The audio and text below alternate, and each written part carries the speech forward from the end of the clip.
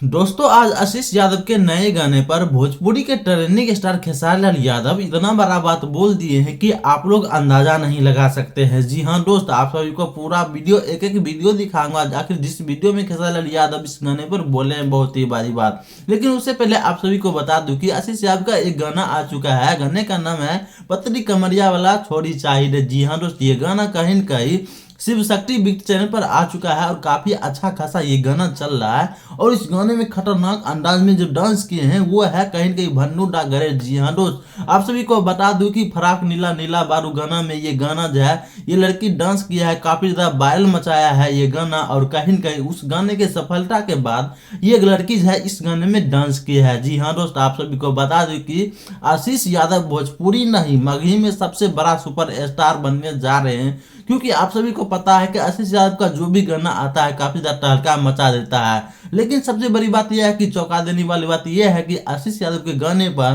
भोजपुरी के trending star बोले कि भाई इतना ज्यादा अश्लील गाना मत निकालो, नहीं तो तुम जो है मगी इंडस्ट्री में नहीं टिक पाओगे। उसके बाद आशीष यादव बोले कि ऐसे मत बोलिए भैया, मैं मेहनत कर रहा हूँ, आप भी तो पहले ऐसे ही करके गाना निकालते थे। ऐसे दोस्तों आपकी क्या प्रतिक्रिया है, आप सभी जरूर कमेंट बॉक्स में बताइएगा।